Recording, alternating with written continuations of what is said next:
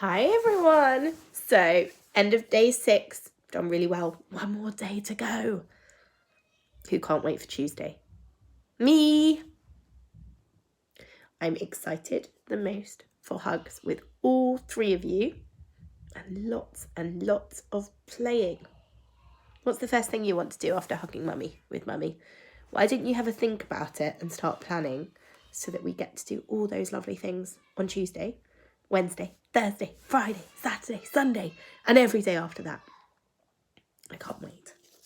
Right, you have asked me to read Mr. Todd's Trap. Now, I don't know this one as well as some of the other ones, so I'm going to look at it and then show you the pictures. I hope that's okay. This is a map of my woods where I live. You can see who else lives here too. It's in my dad's journal, which I always have with me. This is Mr. Todd. Foxes eat rabbits. Need I say more? This is my friend, Lily Bobtail.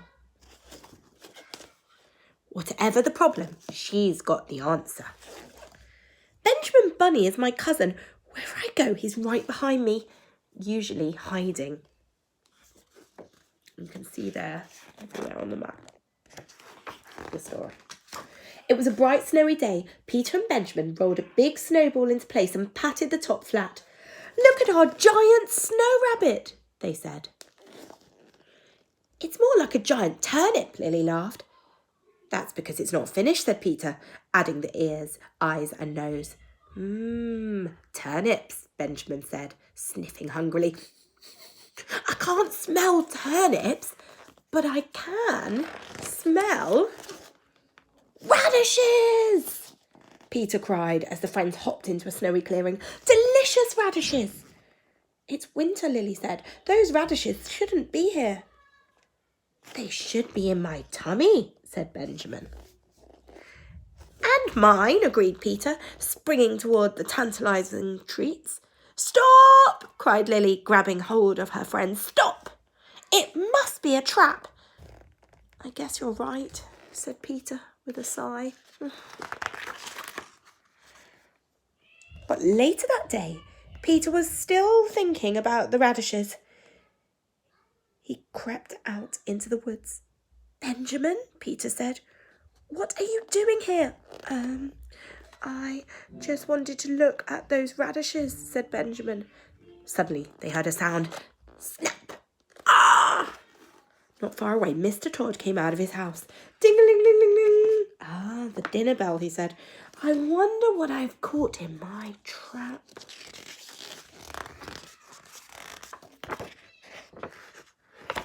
Peter and Benjamin raced towards the sound of the cry. "Lily!" they exclaimed. "I couldn't stop thinking about the radishes," Lily explained.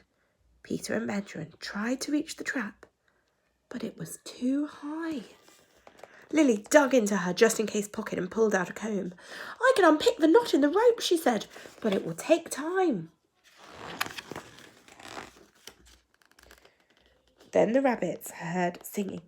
It was Mr. Todd, and he was coming towards them. "Steam and simmer, bake and stew, grilled or fried, barbecue." "It must be Mr. Todd's trap," Benjamin gasped. "Don't worry, Lily," said Peter. "We'll slow him down." Peter and Benjamin watched Mr. Todd from behind a tree. As the fearsome fox approached, they shook the tree. Tinkle, clink, smash! Sharp icicles fell, narrowly missing Mr. Todd. But it didn't stop Mr. Todd.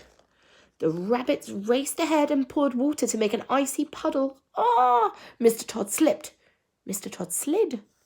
But still he carried on.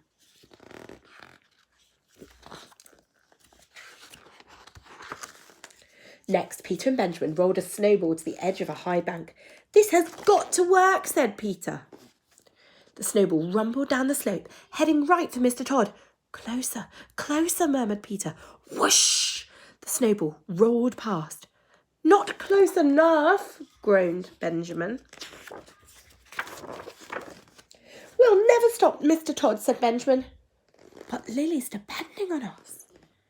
"A good rabbit never gives up," said Peter. "I've got a plan. It's risky, but it might just work." Lily had nearly untied the knot, but she'd run out of time. Well, well, said Mr. Todd, licking his lips. Rabbit for lunch with a side dish of radish. I don't think so, said Lily defiantly.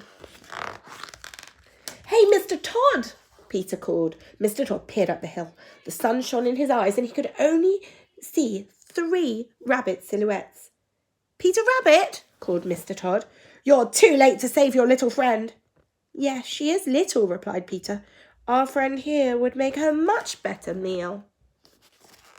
Said Mr. Todd, looking at the plump shape of the snow bunny. He is a very big rabbit. Are they tricking him, do you think?